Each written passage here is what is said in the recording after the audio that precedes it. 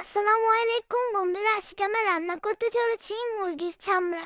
প্রথমে পেঁয়াজগুলো নাড়াচাড়া করে যতক্ষণ না হলুদ দিয়ে দিব দারচিনির গুঁড়ো, এলাচের গুঁড়ো, ধনিয়া পাতার গুঁড়ো, হলুদ, মরিচ, আদা বাটা, রসুন বাটা দিয়ে নাড়াচাড়া করে নেব।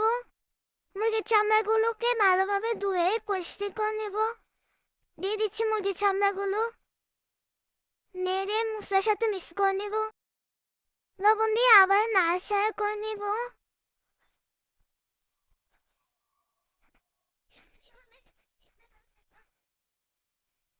ডাব্বাটা দিয়ে কিছুক্ষণ ওয়েট করব।